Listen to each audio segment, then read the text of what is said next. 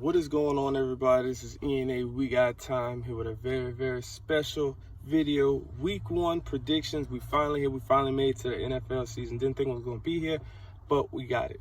Couple different things we're doing this year. We're still doing the $20 giveaway to the subscriber who comments the most games right.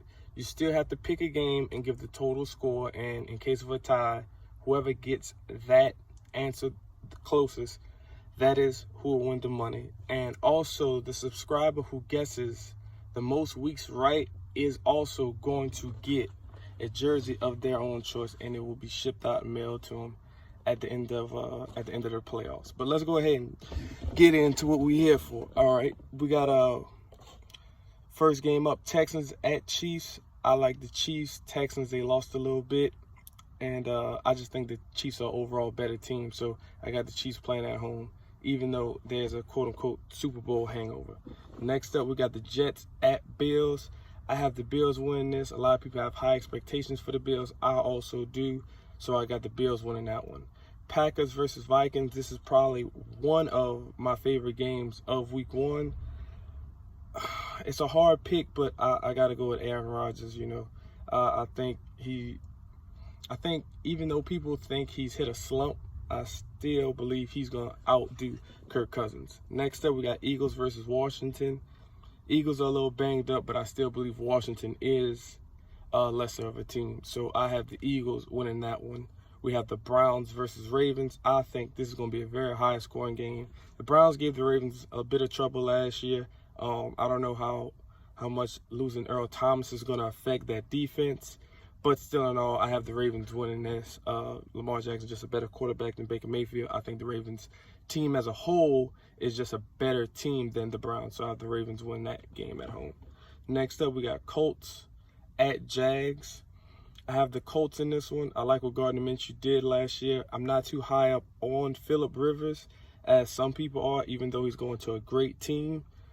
But I still have the Colts winning this because I just think overall, even though both quarterbacks aren't exactly in the upper echelons of quarterbacks, that's who I'm going with. I have the Colts winning that one. Next up, we got Bears versus Lions. I'm going to go with the Bears just because I hope Nick Foles is going to start and he plays. The Lions, they lost Darius Slay, which was a big part of their defense. Matt Stafford's always shaky year in and year out, so I'm going to go with the Bears. Next up, Seahawks at Falcons. I have the Seahawks in that with the additions they made in the offseason. I like the team. I really have them going to the NFC Championship. I think the Falcons will be better than people expect them to be. I think they're getting overshadowed by, the Saints and Tampa Bay with Tom Brady arriving. But I think the Falcons will be good. It's just Week 1 they run into Seattle. So I have Seattle winning that one. Next up, we have Dolphins versus Pats. This could possibly be a game for, what could be the division later on down the line. I have the Pats. I think Cam Newton's going to go in there. He's going to do really good. He's going to play some really good football. He's not going to turn the ball over. The defense, even though he lost a couple of people because of COVID, opting out, I still have the Pats win this game, and they're playing at home. So you have no reason to not trust Bill Belichick at home. Next up, we got Chargers at Bengals. I have the Chargers win this game soundly. Yes, Joe Burrow, he's a new hot thing. He's the rookie.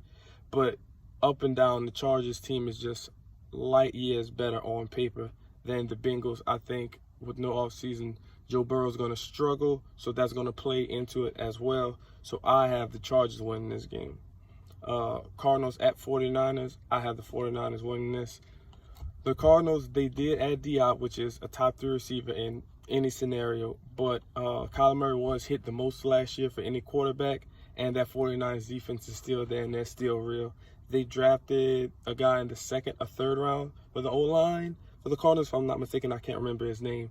So, yes, the Cardinals' offense may be more potent, but I think that 49ers defense is just going to be too much for them. I have the 49ers beating the Cardinals pretty soundly at home. Next up, we have Bucks versus Saints. Now, this is the game everybody keeps going back and forth on. Tom Brady has all these weapons, and I'm just going to put it to you like this. It's a new system for Tom Brady. It's completely different receivers. He didn't really have that big of an offseason to train and get timing down with these guys. Drew Brees has pretty much everybody coming back. The only thing, Emmanuel Sanders, who's only going to help that team, I think that's going to be another good addition, and the Saints are playing at home. So I just have the more